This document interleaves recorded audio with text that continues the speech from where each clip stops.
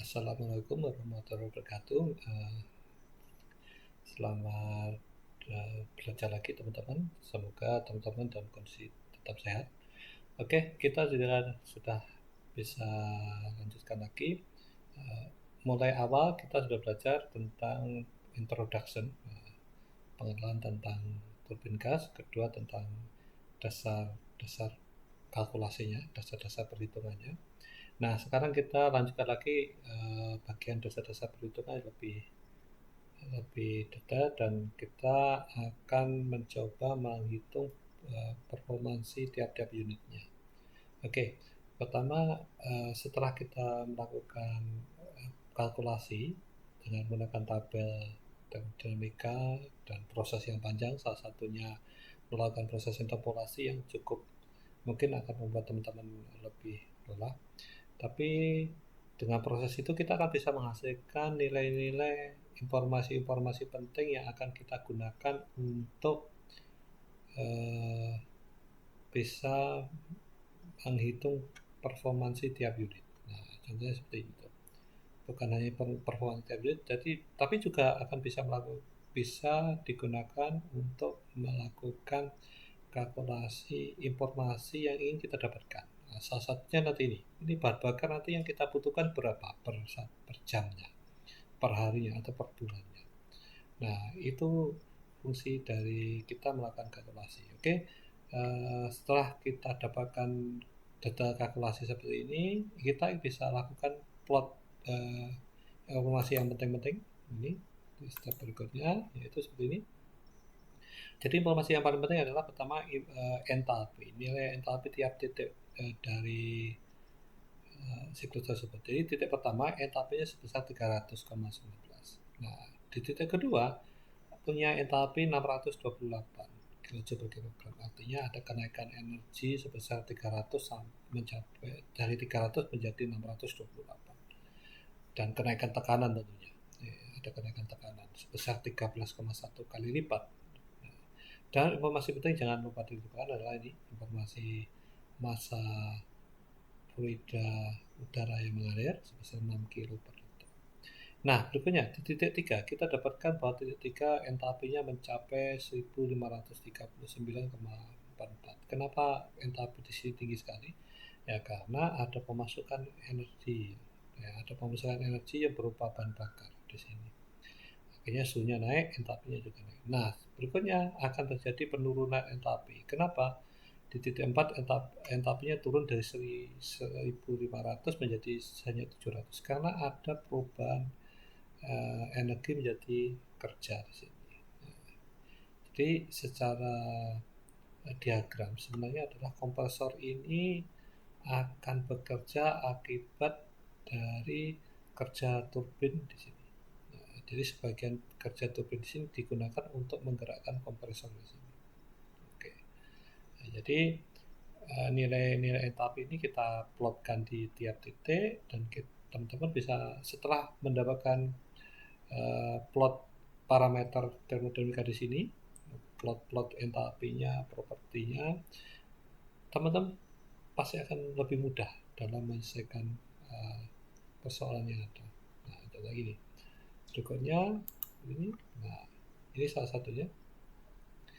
Pada saat di sini dari titik 1 ke titik 2, artinya ada kompresor di situ. Artinya ada informasi penting yang harus kita dapatkan, yaitu adalah berapa kerja kompresor yang digunakan untuk menaikkan tekanan dari 90 kPa menjadi 1179. Berapa kerja yang dibutuhkan untuk menaikkan entalpi dari 300 menjadi 628. Nah, dengan formula yang ada, teman-teman sudah belajar di bab sebelumnya bahwa kerja dari kompresor maupun gas turbin itu akan sama dengan selisih dari entalpinya. Nah, ini minus W sama dengan H2 minus H1. Artinya kerja kompresor ini sama dengan H1 minus H2 atau didapatkan nih 300 dikurangi 600. Artinya ada minus 327,86. Artinya akan ada kerja yang dibutuhkan untuk ada energi yang kita butuhkan yang sebesar perlu dimasukkan dalam sistem sebesar 327. Nah, berikutnya dari titik 3 dan 4 ada kerja turbin juga. Jadi selisih antara H4 dan H3 didapatkan ini negatif. Negatif W sama dengan H4 min H3, akhirnya dapatkan H3 minus H4. Akhirnya gas turbinnya didapatkan nilai entalpi 777.200 kJ. Artinya kerja gas turbin ini akan bisa menghasilkan kerja sebesar 777 kJ per kilogram udara yang mengalir. Nah, pada udara yang mengalir adalah berapa? Sebesar 6 kilo per detik. Artinya teman-teman bisa menghitung berapa daya yang dihasilkan oleh gas turbin ini. Jadi kalau bicara tenaga daya dengan konsep sederhana tentang satuan, teman-teman sudah tahu bahwa satuan dari daya adalah kilowatt, salah satunya adalah kilowatt atau kilojoule per detik. Artinya kerja yang dihasilkan oleh gas turbin sebesar 777 kJ per kilogram. Padahal di sistem kita yang mengalir adalah 6 kilo per detik. Artinya ada 6 kali 777 kilowatt. Nah, seperti itu. Jadi sama halnya konsep yang sama teman-teman bisa gunakan untuk mendapatkan berapa daya kompresor yang dibutuhkan. Nah, jadi yang mengalir 6 kilo per detik, kerja yang dibutuhkan sebesar 327 kJ per kilogram. Artinya dalam 1 kilogram udara untuk menaikkan energinya dibutuhkan kerja sebesar 327 kJ per kilogram. Padahal dalam sistem yang mengalir adalah 6 kilo per detik. Seperti itu. Nah, konsep yang lain teman-teman bisa gunakan menggunakan kreativitas Anda pada saat misalkan bagaimana berapa energi panas yang dibutuhkan oleh combustion atau burnernya.